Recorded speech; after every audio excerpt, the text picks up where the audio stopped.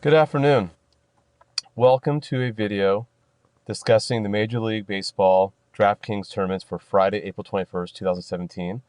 This is Gus Almashny from Advanced Sports Analytics, and we're going to discuss player selection. So we're going to talk about two pitchers. The first pitcher we'll discuss will be Johnny Cueto of the San Francisco Giants. Now, he might not be a popular pitcher, which is good. You do want low ownership if you're going to take down a tournament. He's pitching in Colorado, and so there are people who have an aversion to picking players pitching in Colorado. But here's the thing with Johnny Cueto. His numbers against the Rockies are decent. Some of the hitters have hit him pretty well, like Charlie Blackmon's banged 300s, Carlos Gonzalez banged 344, LeMahieu 370, Parra 368. So the Rockies have hit Cueto, but when you look at Cueto's numbers against the Rockies as a whole, it's really good. Over the last three seasons, if we look at these splits here, 7 games started, ERA of 1.33, 54 innings pitched, 46 strikeouts, 9 walks. And we know that Cueto's a big game pitcher. The numbers get even better in Coors Field. 3 starts over the last 3 years, ERA of 1.23, 22 innings pitched, 16 strikeouts, 5 walks. And Colorado's been struggling at the plate this year. It's not the same Colorado team that we've seen over the last few years. They could wake up. That's very possible. But they just haven't been hitting the ball. They're bottom 10 in runs scored. OPS is low, low batting average. So all across the board, they haven't really been doing all that much. If we do use some more specific data that you can find at the Advanced Sports Analytics site, last year Johnny Cueto had a really solid points distribution, where we see kind of a heavy area to the right of 20 DraftKings points. And he's pretty cheap tonight. He's $8,100. And if you can get about 2.5 to 3 DraftKings points per $1,000, that's really, really good value. And that's very possible with Cueto. Cueto could go 7 8 innings deep, get you close to 10 strikeouts, not allow many hits or walks, and keep the run total low. So we could expect a really good game. You don't necessarily have to have like the lights out game when you're buying a $13,000 pitch like Kershaw or Sale. But, if we get a decent 7 inning, 2 earned runs, a few strikeouts, it's very possible. And the salary, I think, makes this a good value. Also, on the Advanced Sports Analytics site, you can access the probabilities for our players. Cueto's a top pitcher, 0.1108. So all the stars are probably lining up for Cueto to have a great game and give you enough money to purchase other players, other pitchers, or big-time batters. The next pitcher we're going to talk about is the number 2 guy that you see over here, Corey Kluber, who has the second highest probability of 0.1052. And if we look at Kluber, he's struggled so far this year, and that could scare some people. So again, we're all trying to find low ownership, all about game theory, right? So we want to be able to take down a tournament by having guys that play well, and of course not owned by everyone and their mother. Kluber has struggled historically in April the last 3 years. His ERA is the highest in April, so he has been kind of a slow starter, but after getting 3 starts out of the way, and we're near the end of April, he might be able to get back to form. So we do see not the greatest numbers for April, but better as the season progresses. Numbers against the White Sox are solid, 72 innings pitched, 81 strikeouts, really good, more than 1 strikeout per inning, great strikeout to walk ratio. The team is going against the White Sox, don't really have any imposing lefties, so those splits are pretty favorable. He'll be seeing mostly right-handed hitters. But just keep in mind, Kluber is a big game pitcher. Great numbers the last 3 seasons. I wouldn't let the first 3 starts scare you. He is definitely a 6 to 7 WAR pitcher. Obviously was instrumental in the Indians' American League title run and almost won the World Series. So Kluber should be fine today against the White Sox.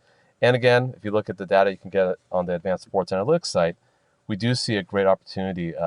He is a little expensive. He's over $10,000, but he gets you 20 to 30 DraftKings points. A lot of area there last year when you look at his distribution. So Kluber's also a great pickup. Now we're going to move on to offense, and we're going to talk about the Brewers.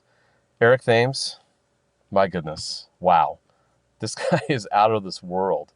I was kind of curious, like, how did he, what's the story? Like, he didn't play in the majors last few years. Check out his numbers in the Korean Baseball Organization. They're out of this world. And he's a big reason why the offense for the Brewers have been incredible. And if you dig deeper, you could find some good value correlations, which we'll get into in a sec. Um, oh, typo. My apologies. They're supposed to say Cardinals pitching, not Orioles pitching. So my apologies for the typo in this PowerPoint. Um, the Cardinals pitching staff hasn't been all that great. Adam Wainwright's on the mound. We're going to talk about him in a little bit. But let's focus on Milwaukee again. So the Brewers, again, rank very high offensively. Obviously, if you've been paying attention, they are number one in runs scored. They are number one in home runs, total bases. Batting average is not quite there, but OPS is solid, slugging percentage solid, doubles. Thames hasn't played in the majors for a few years, but he's off to an incredible start. Pretty much triple crown numbers there. And before we get into more detail about Thames, a little pop quiz here. Looking at these historical stats, can you name the player that this belongs to? If you said Cecil Fielder, congrats. If you look at 1989, he played in Japan and then went to the Tigers and blew up. And was okay for the Blue Jays beforehand, but took some time off to play on the other side of the world, and obviously that did wonders for his numbers. The reason I bring this up is because we're seeing kind of the same thing with Thames here. They were roughly the same age when they made the transition. Both played first base, played in an Asian organization, and Thames was incredible in Korea. I mean, those are fantastic numbers. Even the walk-to-strikeout ratio in 2015. So it always kind of helps to see where these players came from and how they did, and then the transition is not so surprising. I mean, he's been incredible. But let's dig deeper, right? Let's look at the correlations.